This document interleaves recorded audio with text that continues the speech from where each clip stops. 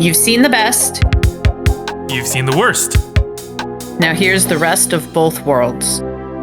I'm GayFesh. Get me drunk enough and I'll recite all 285 rules of acquisition. And I'm Ari, and I think every Ferengi is Quark. And today we'll be reviewing the Star Trek The Next Generation episodes, The Last Outpost, and Where No One Has Gone Before. But first, let's talk a little bit about Star Trek Prodigy. I watched the first episode this week. Yeah, I watched the first two episodes. It feels like Star Wars Rebels. Have you ever watched that show? Yeah, it sure does feel like Star Wars, like with the droids and everything. Everything about it felt kind of Star Wars-y.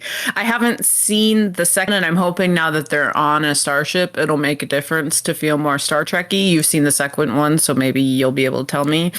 Yeah, it's them like figuring out how to run the ship and also how to work as a team, because they're all, one of them is like, oh, I'm the captain and I just know everything, but he, has to rely on, it's a kid's show where it's talking about teamwork and trusting each other. Yeah, but I really enjoyed that first episode. It was great. It was fun. It was fun to watch. It kind of reminded me, like you said, about Star Wars Rebels.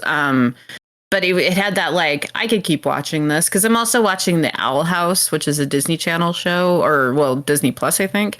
And so I've been watching two different kids shows recently. And there's that bit of kids show that just is like, it hits the magic in your heart from when you were a kid or something, and you just want to keep watching it. That's how I felt about Prodigy. I was like, wow, this feels like a big ripoff of Rebels. I really like it, and I wanted to see where it was going. Yeah, I'm looking forward to more of it. Today, we're talking about The Last Outpost, which is the 5th episode in the first season. The teleplay is by Herbert Wright. The story is by Richard Kriesman and directed by Richard Kalla. In pursuit of Ferengi marauders, the Enterprise and its quarry become trapped by a mysterious planet that is draining both ships' energies. So, Ari, how did you like the Ferengi episode? Oh, it's bad. It's but really I bad, actually isn't it? so there was this part of me that found it comforting, and I think it was the original series feeling set. Yeah. Mm-hmm. Like, it felt familiar. Like, I kept trying to figure out if it was some sort of callback to the original series, but I just haven't seen enough of that as an adult to know. But something about it was kind of comforting in that way, but it was bad. Like, I kept wanting to find nice things to say about it, but my notes are full of snark. You mentioned the TOS feel. The alien planet set with like the green colored skybox or whatever, that just felt like right out of the original series. Out of it. And the foam crystals. Yeah. Yeah. Just the crappy 80s TV budget quality stuff that they could come up with. Yeah, and it almost felt deliberate. That's why I wondered if it was a callback to the original series, but it's not. I don't think it's a callback, more so just they still had, limited TV budgets at the time, and that's what they did. They were still developing better techniques for like matte paintings and stuff for better backgrounds. The first season, they're like, we just always threw like a solid color canvas up up on the ceiling when we filmed all this stuff, so we'll just do that for this one. I think there's a couple others this season that they use that same technique with. So one of the questions that I have is, what are the tiny watch batteries? I'm assuming that it's kind of like the cough drops in Star Wars, so it's like their rank or whatever, but they have tiny little watch batteries on their uniforms. Yeah, those are their rank pips. Okay, so I think 3 and 4 is what Riker and Jean-Luc had. That was the only two I noticed. Yeah, so I think 1 pip is ensign, and then there's also like a half pip, which is it's not like a solid pip, but it's got like a black circle in the middle, so it's just a gold ring around it, or a silver ring or whatever, and that would be like a lieutenant junior grade, and then 2 pips is full lieutenant, and then 2.5 pips is lieutenant commander, 3 pips is commander, 4 pips is captain, and then I think admirals have like a bar. And see, I just wanted to know if you knew all that off the top of your head, apparently, because you do. Yeah. Don't ask me to explain the rank insignia for like other eras. I know it's like for TOS, it had something to do with like the braided bands around their wrists, but I couldn't tell you off the top of my head what each one looked like. Okay.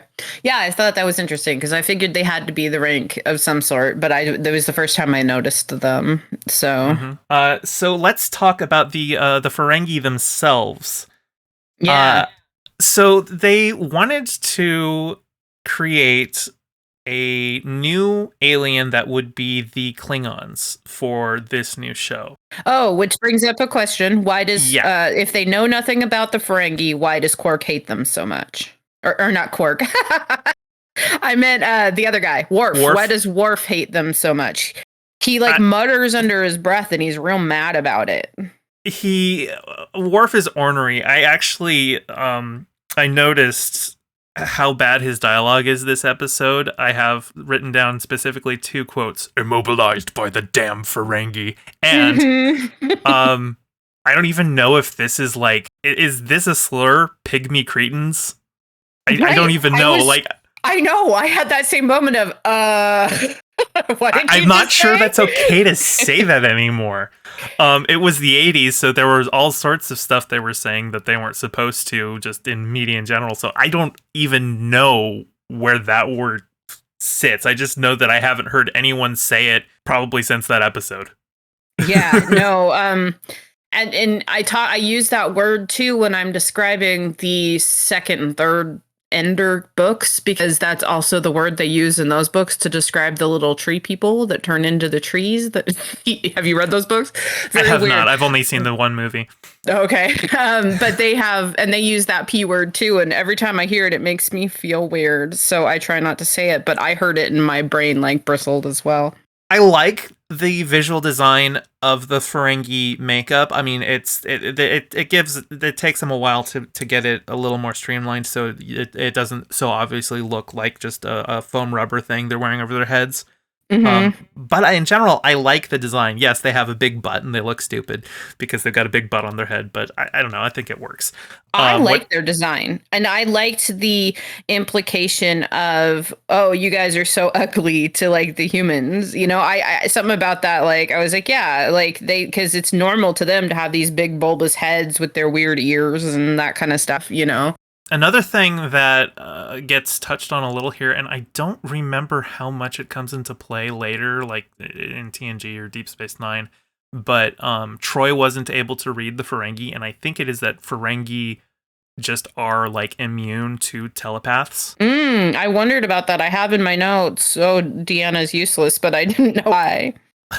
She was useless in that regard, but actually, like, the advice that she gives this episode is really good. Like, I was like, wow, she's actually giving solid pointers. Like, hey, we weren't paying attention to the planet this whole time. I was just like, yeah, that's a good point. Nobody considered the planet was the one doing it until she pointed it out. Yes, that's actually a very good point. She is the one that... Yeah. But back to the Ferengi thing, I think... I don't know if this is canon or if it's just in like non-canon technical manuals or possibly canon technical manuals, but I think it is that Ferengi have like a 4-lobed brain instead of a 2-lobed brain, and because it's so different of a brain shape, Deanna's just not able to read it. Oh, that's interesting. If there's an actual explanation, that's something that I've always found, at least Star Trek fans have always been very good about pointing out. Well, this is that way because it's a lot of things actually get explained for a reason rather than just, oh, they just can't read them. Or there's usually an excuse is what I was going to say. But I mean, like an explanation, like there's a reason she can't read them. It's not just that she can't, you know. Mm-hmm. I loved the French joke that the French more properly used the colors of red, white, and blue.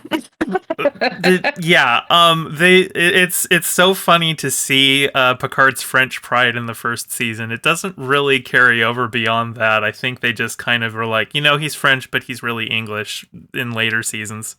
But it's funny to see them lean into it here.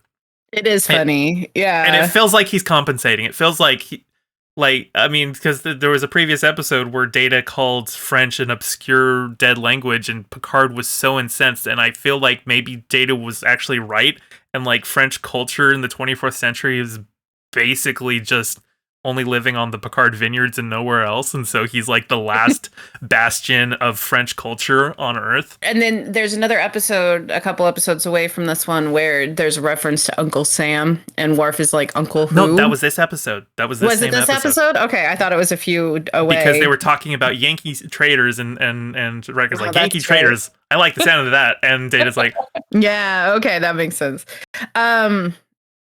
Okay, so this is a real actual question because it's something that drives me nuts. And to set the scene, you haven't seen 2001 since you were a child, but other people listening might have seen 2001 since then. Like when the guy goes and video chats his daughter in the very beginning of 2001 after the apes, he is on a video call with his daughter, and the video keeps moving around. Like someone is moving the camera to track the daughter, like it's tracking her. Right. Who, by the way, was Stanley Kubrick's real daughter. Mm-hmm. And speaking of racist things, she asks for a bush baby, and I had to look up if that was racist. That's one of those things that it sounds racist, but it's not. Yeah. So it drives me nuts that the camera tracks her because there's no reason for that. You can see in the one that he's sitting at that it's not moving. It's just sitting there as a stale camera. Mm-hmm. And that happened with the Ferengi. Who's running that camera? Why is it so close to their face? What was that? What was the stylistic choice to have the Ferengi beam their image over in such a weird way, up close and then like moving around and up on his teeth? It was real weird. A lot of that is just to like give them an unsettling alien appearance. For one thing, they mentioned how they, as their custom, they don't typically do ship-to-ship communication. So maybe it was visual. Maybe it was supposed to be like they don't know what they're doing with it. Maybe and also I got the feeling like obviously he's not standing in a white void. Like they probably just had like a zoom filter to wash out the background so that they couldn't see any of the like instruments or anything or gain any information there. But and I can't remember who, but somebody points out that there seemed to be some deception in that video recording. Then I think that's what they were talking about. But there actually is an answer to the changing of angles and why they do that. The view screen is not 2D. The view screen is 3D. They are getting a full 3D image. That's why when the camera on the bridge changes angles, you still see the Ferengi looking directly at Picard's sightlines and everything. If you were standing on the Enterprise bridge, say you had just come from the ready room, and you walked all the way across to, say, the Battle Bridge turbolift, which is on the other side, and you were looking at the Ferengi on the view screen the whole time, you would see the angle change, I think is the implication. Oh, okay. Yeah, so it's like the 3D technology that James Cameron would love to have. Yeah, he would. In future episodes, you will also see in view screen communications that characters will typically be angled in such a way that they have a sight line with Picard. Okay, that makes sense. Mm-hmm. Can we just talk about human female? Human female, yeah. My mom has loved and hated this episode for so long. Every time she thinks of the Ferengi, she goes into the most caricatured voice she can. She's like, they clothe their females. And we gotta get your mom to do that for the podcast. Oh, that would be fun, actually. There are many things from this episode that do not go forward with the Ferengi because it looked horrible, but the sexism definitely is a recurring element. And I'm okay with that type of sexism because it's pointing out the fact that the Enterprise isn't like that the Federation isn't like that it's egalitarian, The Ferengi are supposed to be villains, so yeah, they're making them sexist is like, okay, they're the bad guys. That's fine. Yeah, exactly. So their tubes are really stupid. I really didn't know what to make of their tubes because they were just like, they were like dryer tubes. Like, I mean, you and I could make them out of things in our house right now if we wanted to. I don't know how you would aim the blast from that because it's like you throw it like a whip and then it like. At the end of the when the whip like bends over, that's when it fires. Or it was hard to tell like how you would point that thing. It was so impractical. I don't so where really. the heck did Data? Sorry, I didn't mean to cut you off, but I it's just fine. remembered. Where the heck did Data get Chinese finger traps from? Why was he walking around with those? The two little kids that Riker chased out of the conference room, they had left one in there, and Data found it. I guess that's what it was. My whole time I was like, how do they have a Chinese finger trap in here? Now, I mean, full disclosure, I had seen this episode before because I've seen like the first 8 before we decided to do the podcast. So this was a rewatch for me, but I was like, where the heck did that come from? I was like, it's a good metaphor, obviously, because they're both trapped in the Chinese finger trap or whatever. But and they have it's to work so together weird to get that out. all of it. Yeah, exactly. But all of a sudden, he's like, I got this Chinese finger trap, and I'm like, where did that come from? My husband says, the replicator. I'm like, no, that's not what I mean. What I really liked in that scene, other than obviously Data struggling with the finger trap, was the holographic display that they had on the table. They don't usually do that in future episodes, probably just because it's easier to just do the display on the wall. But it was cool to just see all the little, especially with Data in the foreground and them in the background.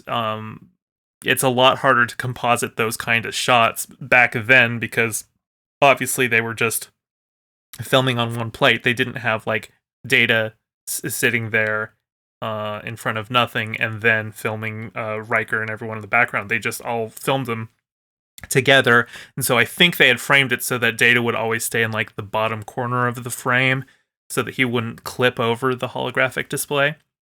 But you don't really notice it because he doesn't clip it. You just think, oh, it's actually just it looks nice visually. It looks like you have good depth in there. You feel like that holographic display is actually there. I was really impressed with that effect. There are effects in the first season that don't hold up nearly as well as that. How rude was it that Picard hung up on them as soon as he realized they weren't causing the power drain, the anti-Shazam, as I was calling it in my head, because it was draining their power instead of building it back up. There was a lot of like a strategic lying to each other in that scenario, like and when he resumes the transmission, he like starts in the middle of a sentence, so it makes it sound like they just had cut out on Discord, and then he got back, it's like, oh, and the Frankie's like, oh, sorry, you cut out, I only heard the last bit. Yeah, I know. I thought it was so rude, but I mean, they don't know anything about these people. They think that they're the ones that are like causing the problem. I can kind of see why, you know. I do think it's hilarious that I believe one of the Ferengi says deception is the way of the human, and then proceeds to lie. I thought that was really funny. Well, yeah, I mean, that's how you gaslight, gatekeep, girl boss. Right, exactly. So that guy, as I call him, Tim. He was really like Tim the Enchanter. He was, yeah. I was expecting to hear, what is your quest? But I mean, I just the ending of it was so cheeseball with the Sun Tzu quote and everything. Oh, suddenly you have great knowledge in your head from this person that you happen to be thinking about. Oh, this is great. And then the episode's over. I was like, what? It's really weird. I think it's another one of those that tries to show like that humanity is superior and they've like overcome and they have all this great ancient wisdom that they've taken forward, and the Ferengi are still like hopping around like little weirdos. Like that was the other part of that scene, is there, because while they're talking like Sun Tzu and stuff, the Ferengis are jumping around, and I was like, I wonder what the direction was from the director. Okay, just jump around like crazy people. Armin Shimmerman said they were instructed to act like crazed gerbils. Ah, yes, Principal Snyder. And Quark himself was in the first Ferengi episode. But he wasn't the main guy, right? He wasn't the one on the bad Zoom call with Grandma. That was a different guy, right? That was a different guy. He was the one who put the communicator in his mouth. It's like, it tastes like gold. Right. Okay, that guy.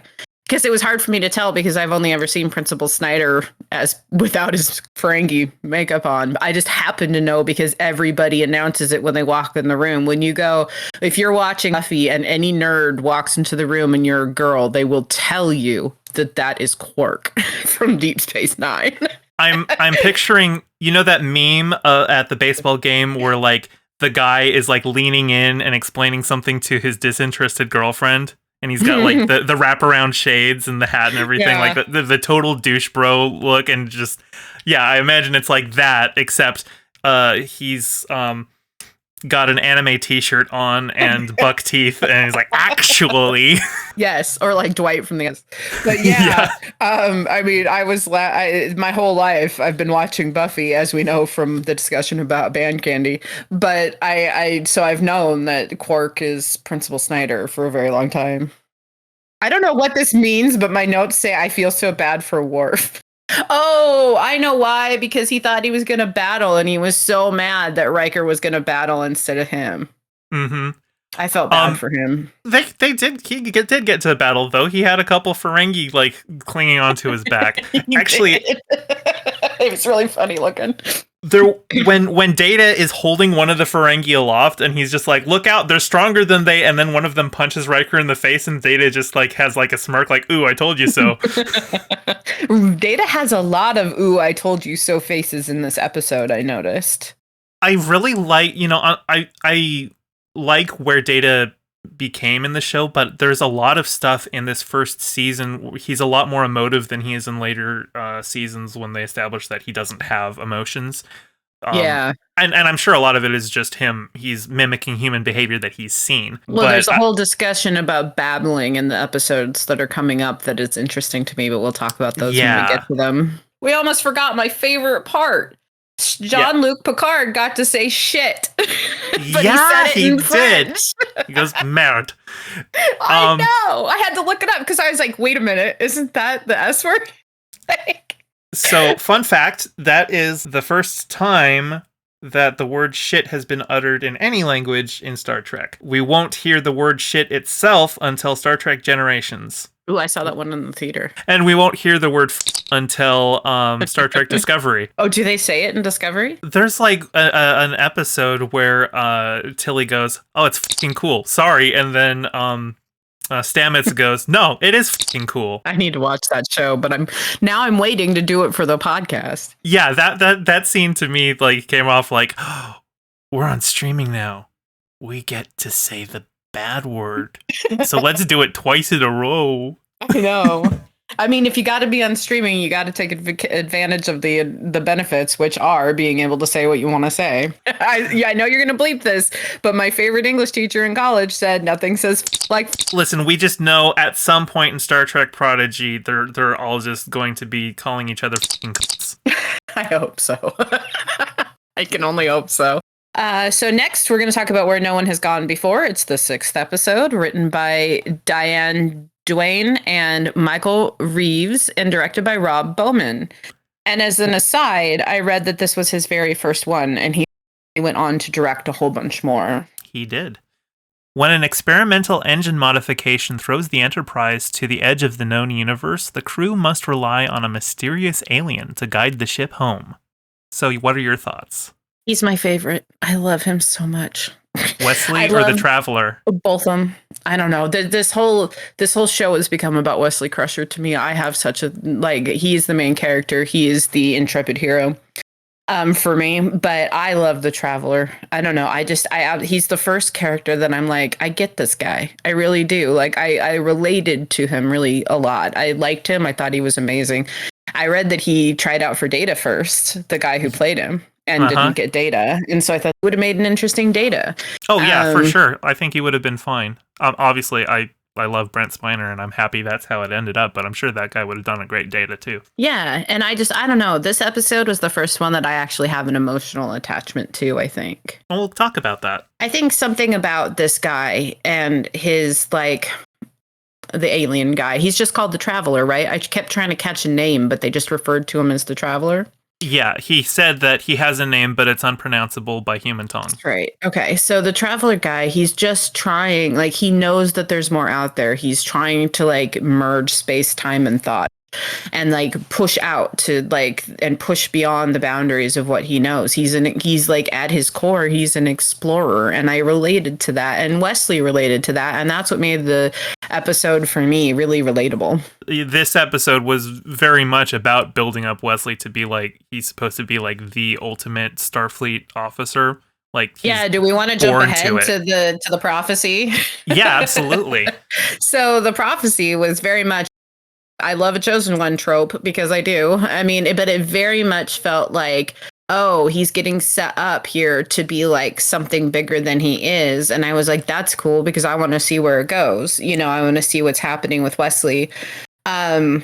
I don't know anything about what becomes of Wesley or why he exits the show. I do know that after Jean-Luc makes him ensign, he says, we're going to get you into Starfleet as soon as possible. And I thought maybe the writers intended on getting him into Starfleet sooner than later. But because of all that, it really gives Wesley a purpose rather than being the annoying wonderkin, as we've referred to him before as. He has a purpose. He has a reason for being as clever and special. And man, I am jealous of his sweaters. And I wouldn't call it a prophecy. A prophecy has like intended or expected outcomes. This is just, he has potential. And Yes. the Traveler sees his potential and sees him as comparable to a Mozart and is like, this guy's a prodigy. You have to encourage him. But you cannot tell him what I see in him because he is not ready to know that. Now, I was reading the IMDb on this episode afterwards, and you're the only one that can really tell me this, and other people who've watched the show. And when this conversation is brought up, it seems that Wesley and Bev both know of the prophecy. I believe they said maybe it was in Generations, maybe it was in an episode. I can't quite remember. It was in it. I think, yeah, I read that too on Memory Alpha. I think it was it gets brought up later in like season 6 or 7, and I think that was probably just the writers forgot that it was supposed to be kept secret from them. I don't think it's that important. The important thing is give Wesley the space to grow and give him the tools that he needs to do so. Right, and it really it makes him way less annoying because there's a reason that he's so good at the ship. There's a reason he's so good at like repairing things and working in engineering and that stuff. Do we ever get to see the Traveler again? I will say maybe. Maybe. Ooh. Maybe. I won't give a definitive yes or no, but that's the correct question to ask. Let's talk about Argyle. What a dumb name, but it sticks out. So he is there, and so there seems to be a lot of different engineering guys, right? We had a different chief engineer in The Naked Now, the little short blonde woman. Yeah. And then there's Argyle in this episode. And it seems like every couple episode, yeah, there's in later episodes there's a different guy. They didn't have an established main cast chief engineer when they cast the show, so they were just like, oh, if we need something in engineering, we'll get some, and if we can't get the same actor back, who cares, we'll just get somebody else, it'll be fine. So kind of creating like a team. Yeah, but in season 2 they make Geordi the chief engineer and move him down to engineering for the rest of the show, and that kind makes of so much more sense. Yeah, that gives him a little bit more room to grow because he's like one of the helmsmen on the ship right now in first season, but it's kind of unclear what his role in general is, especially because they're letting Wesley fly the ship a lot now too. How come Wesley does his homework in engineering? It seems a weird place for him to be doing his homework. Well, it depends on what the homework is. If it's something to do with, say, like intermix formulas on the warp drive or something like that, it's probably a really good place to get some hands-on experience. And I don't know. He's doing he has homework special there. Privileges because is he an ensign now? Yeah, because he became one at the end of the no, he's at the end of this episode, right? Yeah, you're right. No, that's a good point. He has no reason to be doing his homework or having special like treatment or whatever to be in engineering other than plot device, right? It may just have been that he like was able to talk to Argyle, and Argyle's like, yeah, sure, just so long as you don't get in anyone's way, you can hang out here. I'm sure you get the sense that a lot of the crew has respect for Wesley, even if a lot of the senior staff kind of ignore him. There's people like, no, this kid's smart, and I like having him around, so it's okay if he does this, so long as he doesn't get drunk on polywater intoxication and take over the ship again. Yeah. But yeah, you're right. He wasn't made acting ensign until the end of the episode. So I was thinking ahead to other episodes where, of course, he'd be doing homework in engineering. He's an acting ensign, part of his homework is probably ship function. Okay, so we have to stop and talk about the sweater a little bit, because it's not the sweater, but it's a sweater. And He has many sweaters. About. This one's orange, and it's got really neat frills on the front of it. And I don't know, I was looking at it and I crochet. I was like, I wonder if I could crochet that sweater. If you do that and like model it online or something like that, just post screenshots with, I don't know, put your husband in it and have him. I could make it for him to be Wesley for like next Halloween or something. Yeah. But that sweater, like, I mean, we all know the rainbow sweater now, I just recently learned of the rainbow sweater's existence, but I'm all about that rainbow sweater. Mm-hmm. But this one was something else as well. I was like, I love this. It looks so comfy. It looks so cozy and warm. It does. Like, he's never going to be cold again. I want to put that on and just get a cup of Earl Grey. I know, right? I've never had Earl Grey. I need to try it sometime. Oh, I want to talk about the pig in the trash bag. Okay, it wasn't a trash bag, but that's what I thought it was at first. A pig in a trash bag. Uh-huh. So it was, I think, called a targ. I think that's what he said it was. And it was his pet, right? Yep. Do you want to try to make a guess, or did you happen to see this already, at what the pig's name is in real life? Because I love the pig's name. I don't remember. I did read the Memory Alpha article that gave its name, and it was like a 2-word girl's name or something like that. What was it? It's a Russian wild boar named Emilu. Emilu, that's right. And apparently she smelled horrible. And like the animal handler said, "Oh, I showered for like a week straight to get that thing off." Oh no, poor Fortunately, Emilu. when the boar was on set, like for the most part, she's just framed by herself. There's like one bit where Worf's hand comes in and pets it, and that might not have even been Michael Dorn. That might have just been a stunt guy who's like, "No, I'm an animal handler and I'm black, so I will do this this part of it." Well, it's kind of hard to tell. Wild boar, so was it not like domesticated, or? I don't know. I imagine it was tamed. It wasn't a domestic pig. It was a boar, but it was probably raised in captivity or something like that. And I thought it was a cool detail, to be completely honest, because of course Worf had a wild boar thing as a pet, right? And targs are they are a recurring element. Oftentimes when we're seeing like Klingon ships, the captain just has a pet targ on the bridge or something. There is I think it was in Voyager, there is a stuffed animal called Toby the Targ. Oh, that's cute. Good segue, really cute. Because is this episode the inspiration for Voyager, or am I crazy? It's a very Voyager style plot. Yeah, they get flung to God knows where. They said, like, when they got to the first one, they're like, it'll take us 300 years to get home. And then the second jump, they were just like to a point where reality's breaking down. It's not even possible to know where we are. Yeah, I thought that was great. I was like, man, this feels like somebody saw this and was like, ooh, let's make Voyager, off of that whole concept. It's very possible that this episode was an inspiration for that. But I want to talk about going so far to the edge of space that thought and reality become intertwined.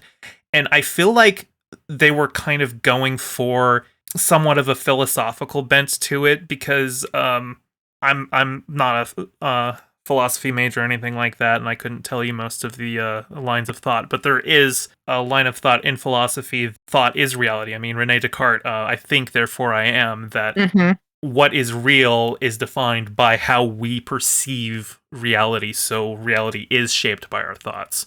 Even if our minds see something that isn't objectively there, like the atoms are different, and we have just a perception filter, different perception. Well, we're the only things.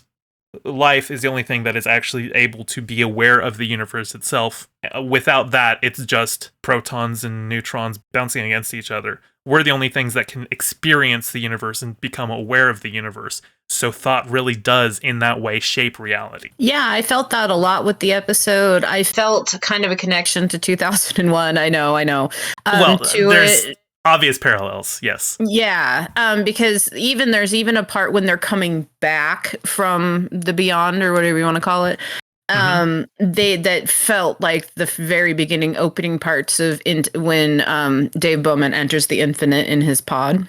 And so for me, there was, and that the whole reality is thought is, and then the fact that that Wesley was so able to go, thought is reality, thought in these things, and he was able to look at right at the beginning at the guy's like notes, and he knew exactly what the guy was doing.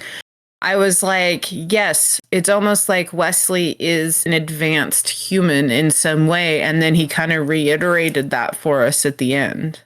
Mm-hmm. That Wesley can see that thought, reality, and time are all at the same, level or whatever, if you can get to that point where you can experience reality in that way. Can we talk about Kaczynski, the scientist who thought he was the one doing all the upgrades on the engine? What a little prick. Oh, yes. I guess I had blocked him out. He was such a prick. A prick. I love the performance because it's just like the instant he comes on, he has this arrogant swagger to him, and it's just everyone is just like, yeah, he's a flyboy. Yeah. Well, he's not even a flyboy. Like he's an engineer, but he's just like I'm hot shit and I know what I'm doing, and I thought it was interesting actually. The costume choice for him, they did not have him wearing a comm badge. Mm-hmm. And that he was wearing something though. He actually he didn't have the standard pips either. He had a little bar. So I'm wondering if he wasn't like a commissioned officer in Starfleet, but he was like a civilian member of Starfleet. You don't know because I read up on it actually. Okay. Oh, tell me. So he has, I don't remember what they called it in the thing that I read, but he has like basically a fake communicator that isn't a communicator because he is a civilian. It's to denote that he's a civilian because he's not a Starfleet officer or whatever. So like the thing that he has is supposed to denote that he's a civilian. That would be the bar instead of the pips on his collar. Because I did notice that. That would explain it.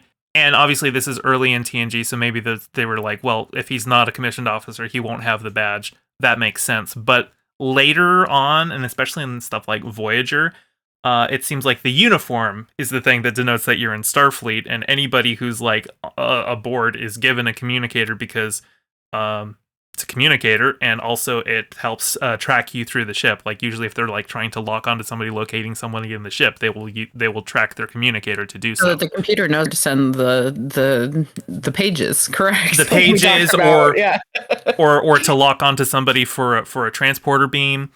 So it's I think it's just they hadn't fully decided on how they were going to have civilians look. So maybe that's it. But just seeing somebody in the Starfleet uniform without the badge. Mm-hmm. Yeah, no, I was there. I saw that too, and I was like, yeah, it is different. He's different. And so, but I kept wondering if he was lying. Obviously, he wasn't lying because he was like, well, Starfleet says I'm supposed to be here, blah, blah, blah. And I was like, are you, though? You feel like you're so full of bravado, you're trying to make up for something. Like, I couldn't figure out what it was. But, so... something I want to talk about is Tasha's flashback. Very short, but very impacting because we've learned before that Tasha grew up on this like planet with rape gangs, and then we get this moment of a flashback when her cat jumps up, and she has this moment of a flashback, and I thought it was so impacting. I was like, wow, this really gives us like a view into like what it was like for Tasha. It also spoke a lot to trauma because like everybody else was seeing. So was that Picard's mom or grandma? I wasn't 100% That was his mom. Sure. Okay. That was his mom. And so he saw his mom, and Worf saw his pet, and she had memories that took her back to the trauma in her life. And as someone who's experienced trauma in my life and has to deal with its impact on a regular basis, I really related to, here we are all having kind of good memories, but hers are triggering trauma memories. And I thought that was really interesting and impactful for the character on the whole. Yeah, it's a very striking moment. Tattered clothes. She's got like multiple scars on her body visible, like some that are pretty fresh.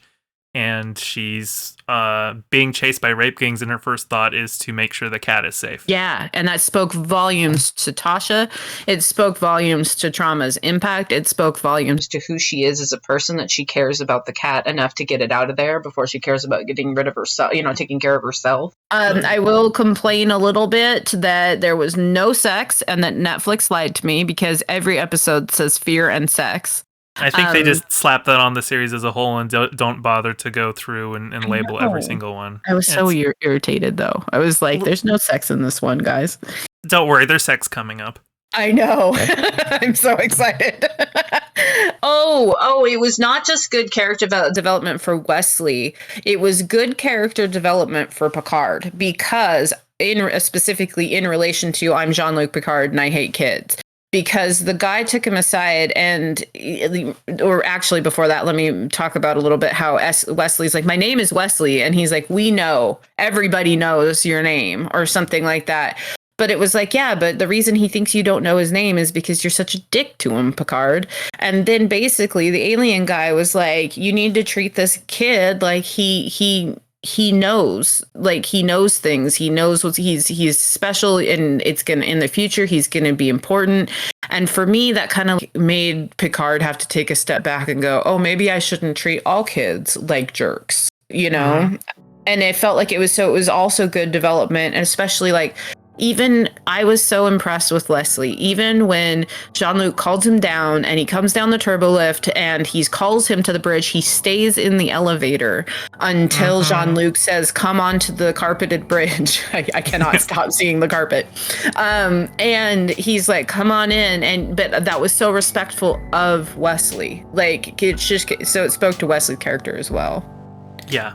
So that was my favorite thing. I was like, and my notes here say I'm really digging Wesley Crusher, the series. Yeah, apparently he's my favorite character.